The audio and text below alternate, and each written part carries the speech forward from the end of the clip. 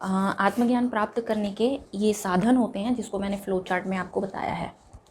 ये आप अच्छे से वीडियो को पॉज करके इसको अच्छे से पढ़ लीजिए, ये क्या लिखा हुआ है, ठीक है। ये मिरर इमेज में मुझे दिख रहा है तो मैं बीच में ऐसे देख के आपको बताऊंगी, ठीक है। तो इसमें देखिए, हमारी भगवत गीता कहती है कि ईश्वर प्राप्ति का मुख्य 3 साधन होता है, 3 योग होते हैं, भक्ति योग, ज्ञान योग और कर्म योग।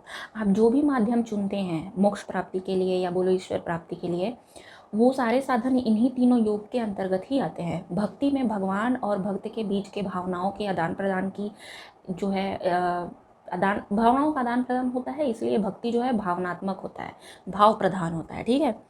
ज्ञान योग जो है इसमें तत्व ज्ञान की प्रधानता रहती है, ठीक है। कर्म योग जो है इसमें कर्म की प्रधानता रहती है, ठीक।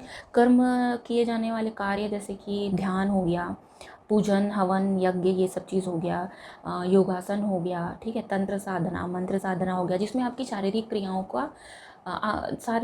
का ज़रूरत पड़ता है, ठीक है। तो ये हो गया कर्मयोग। परमार्थ भी कर्मयोग के अंतर्गत ही आता है, ठीक है।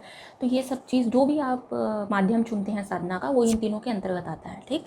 अब देखने वाली बात यह है कि आप चाहे कोई भी साधन चुनें, ठीक है, आपको साधन चुनने के बाद इन सब से गुजरना होगा, तब जाके आपको ईश्वर प्राप्ति होगी। सिर्फ ये साधना कर लेने मात्र से कुछ नहीं होगा, ठीक है। साधना कर लेने मात्र से लोगों का ना भ्रम है, वो यहीं पे घूमते रहते हैं। उनको लगता है कि सुबह नहाए धोए, पूजा पाठ करने के लिए धूप दीप अगरबत्ती वगैरह दिखाई, आरती वारती गाई, और उसके बाद में पूजा खत्म हुआ तो फिर उनकी भक्ति भी खत्म हो गई, फिर वो अपने जीवन में वापस आ गए, सारे जैसे नॉर्मल काम करते थे वैसे करने लग गए। ईश्वर का तो कोई छाप ही नहीं है व्यक्तित्व में, तो ये भक्ति काम की नहीं है, ये काम नहीं आती, ठीक है। साधक जो है वो ये सोचते हैं कि आधे घंटे 1 घंटे या 2-3 घंटे का मेडिटेशन करने बैठ गए और उतने भर से काम चल जाएगा, नहीं, उससे भी काम नहीं चलेगा।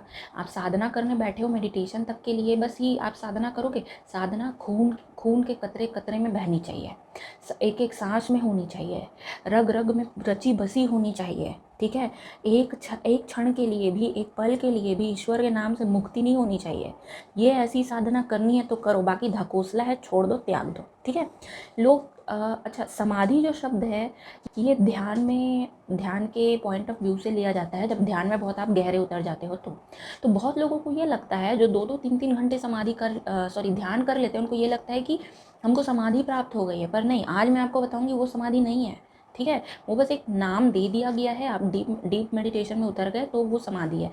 पर महर्षि पतंजलि ने समाधि का कुछ और अर्थ बताया है जो आजकल लोग उसको मान ही नहीं रहे हैं, ठीक है। खैर चलो, मैं आपको इसमें बताती हूँ कि ये सारे जो भी साधना का आप मार्ग चुनो, मेरा मार्ग है भक्ति मार्ग, ठीक है, और मेरा मार्ग है ध्यान मार्ग, ध्यान योग, ठीक है। ध्यान के द्वारा और भक्ति के द्वारा मैंने जो भी प्राप्त किया।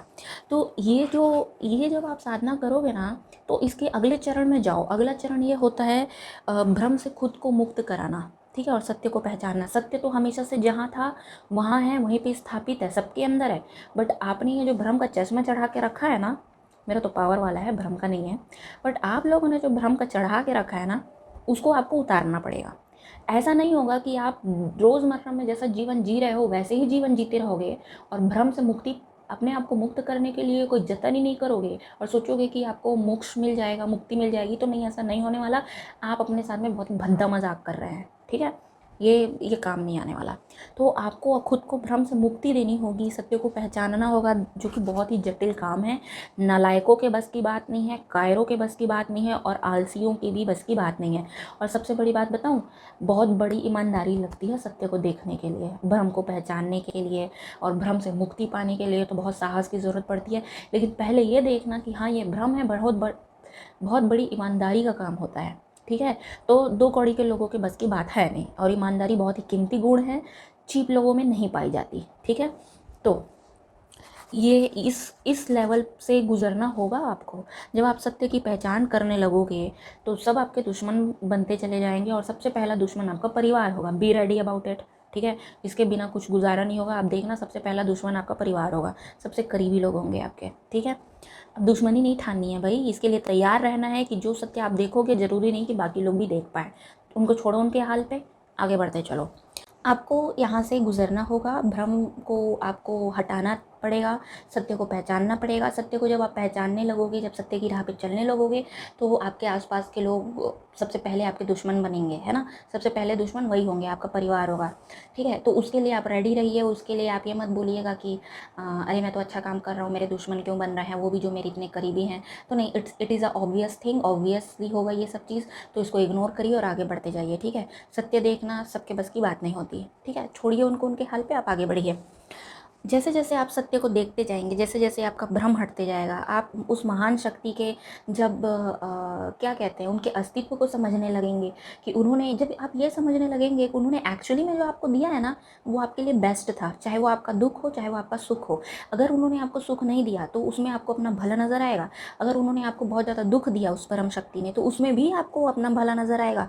जिस पल आप ये समझने लगेंगे कि आप इतने बड़े मूर्ख हैं, मैं बहुत बड़ी उल्लू की पट्टी हूँ, जब ये सब चीज़ आपको समझ आने लगेगा कि मेरे लिए गॉड का प्लान जो है वो बेस्ट प्लान था और उससे ज़्यादा तो मैं कभी संभाल ही नहीं सकती थी। जब आप एकदम कंफर्टेबल हो जाएंगे, जब आप एक्चुअली में भगवान को समझने लग जाएंगे, उन्होंने कुछ किया तो क्यों किया, वो आपके भले के लिए था, मतलब एकदम मैजिकली आपको ये समझ आने लगेगा कि सब कुछ कितना परफेक्ट था, पजल की तरह था, कुछ भी अलग नहीं हुआ, कुछ भी अनफेयर नहीं था।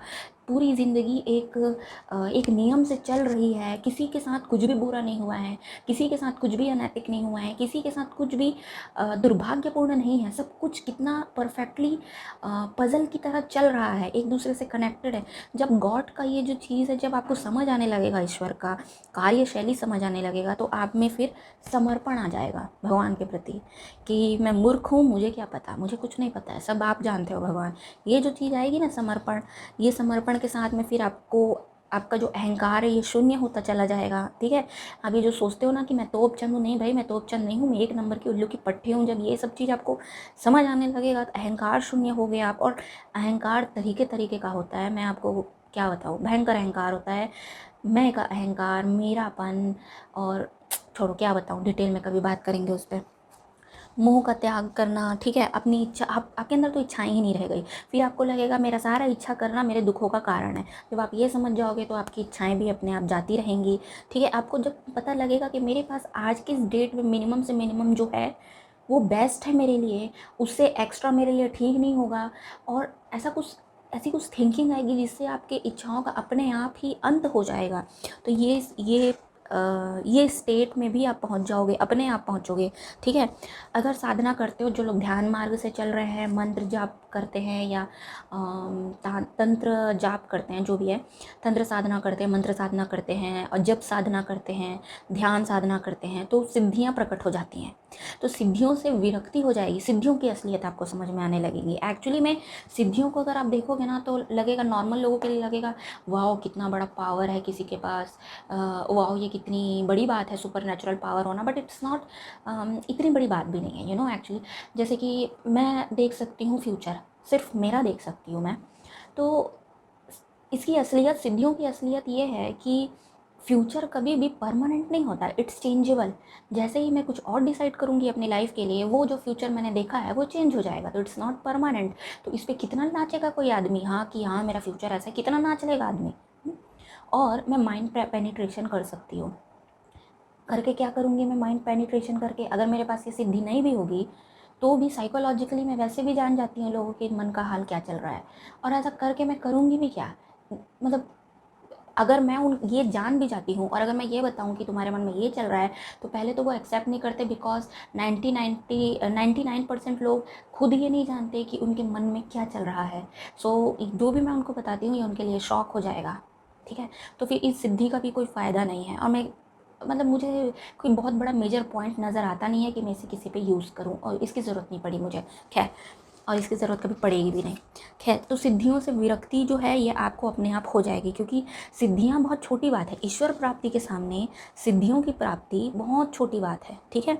तो आपको मन का जो है चालाकी और मन का जो ढकोसला, ये सब चीज़ समझ आने लगेगा, और अंत में आपको समझ आएगा कि मन अपने आप में मिथ्या है मन का कोई अस्तित्व नहीं है, ये सब फालतू चीज़ है, मन पूरी तरीके से आपका नष्ट ही हो जाएगा।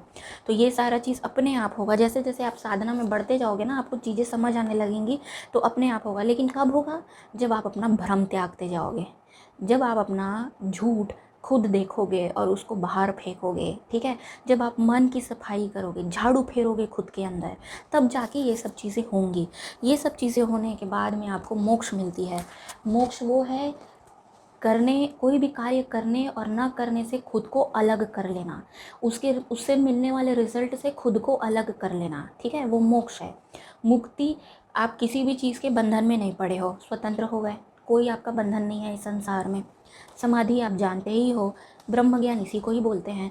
ये सारा चीज़ जो होता है ना, इसी के बाद आपको ईश्वर प्राप्ति होती है, ठीक है। तो ये आत्मज्ञान का साधन है, ठीक है। ज़्यादातर लोग यहीं पे घूमते रहते हैं और यहीं पे ही जीवन लीला उनकी समाप्त हो जाती है, ठीक है। तो अगर आपको आत्मज्ञान चाहिए तो आप बिना अपना भ्रम को हटाए आत्मज्ञान प्राप्त नहीं कर सकते। मैं आपको बता देती हूँ, कल को ऐसा ना हो कि आपको आश्चर्य हो कि इतने साल मैंने जो किया मुझे इसका फल नहीं मिला करके बैठ के रोने लग जाओ। तो मैं पहले से बता देती हूँ, ये रोना गाना मत करना। जितना मर्जी आरती कर लो, जितना मर्जी भजन गा लो, जितना मर्जी पूजा कर लो, जितना मर्जी जो करना है कर लो, दिन के 24 में से 20 घंटे ध्यान कर लो, लेकिन आपका साधना जो है फलित तब तक नहीं होगा जब तक आप खुद को भ्रम से मुक्ति नहीं दिला लेते।